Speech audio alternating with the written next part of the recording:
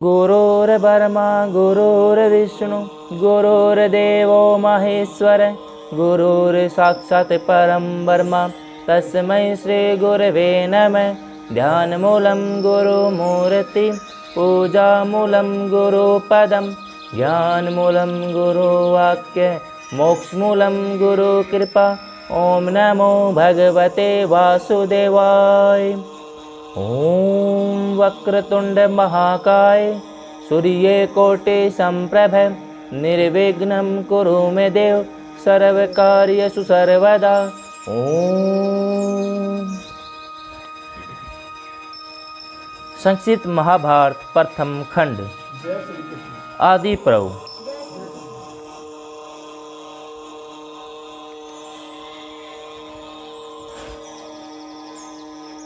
अभी तक हमने पढ़ा, जन्मेजय अपने पिता परीक्षित की मृत्यु का कारण पूछते हैं और उनको पता चलता है कि तक्षक नाग के द्वारा उनके पिता की मृत्यु हुई थी।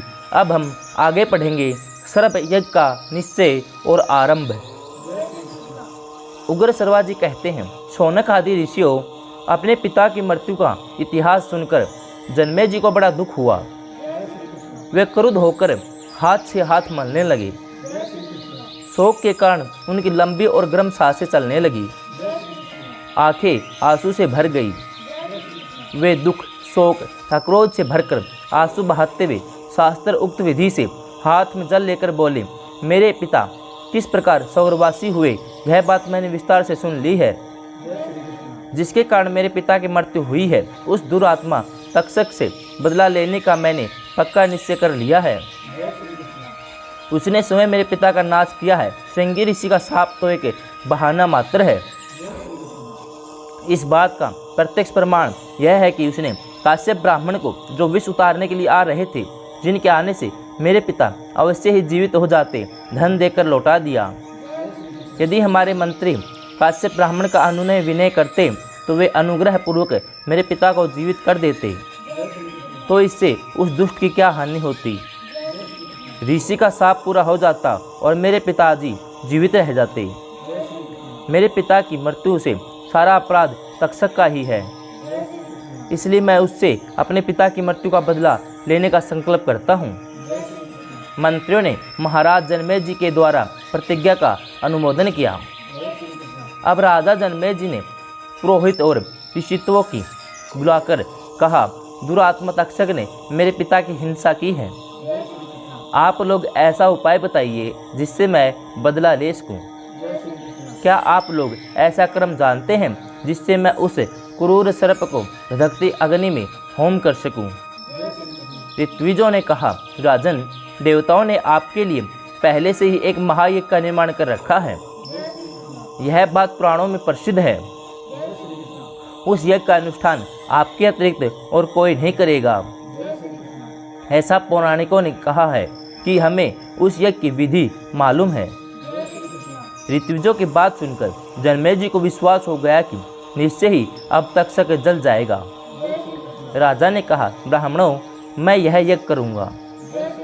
आप लोग इसके लिए सामग्री संग्रहित कीजिए। वैदिक ब्राह्मणों ने शास्त्र विधि के अनुसार यज्ञ मंडप बनाने के लिए जमीन नाप ली। यज्ञशाला के लिए श्रेष्ठ मंडप तैयार कराया। राजा जन्मेजय यज्ञ के लिए दीक्षित हुए। इसी में एक विचित्र घटना घटित हुई। किसी कला कौशल के पारंगत विद्वान, अनुभवी एवं बुद्धिमान सूत ने कहा, जिस स्थान और समय में यज्ञ मंडप का मापने की क्रिया प्रारंभ हुई है, उसे देखकर यह मालूम होता है कि किसी ब्राह्मण के कारण यह यज्ञ पूर्ण नहीं हो सकता। राजा जन्मेजय ने यह सुनकर द्वारपालों से कह दिया कि मुझे सूचना कराए बिना कोई मनुष्य यज्ञ मंडप में न आवे। वह सर्प यज्ञ की विधि से कार्य प्रारंभ हुआ। ऋत्विज अपने अपने काम में लग गए।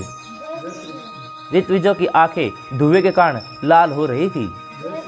वे काले काले वस्त्र पहनकर मंत्र उच्चारण पूर्वक हवन कर रहे थे। उस समय सभी सर्प मन ही मन कांपने लगे। अब वे बेचारे सर्प तड़पते, पुकारते, उछलते, लंबी सांस लेते, पूंछ और फनों से एक दूसरे को लपेटते हुए आग में गिरने लगे। सफ़ेद, काले, नीले, पीले, बच्चे, बूढ़े सभी प्रकार के सर्प चिल्लाते हुए टपाटप आग के मुंह में गिरने लगे। कोई 4 कोस तक लंबे, कोई गाय की कान के बराबर लंबे सर्प ऊपर ही ऊपर कुंड में आहुति बन रहे थे। सर्प यज्ञ में च्यवन वंशी चंड भार्गव होता थे।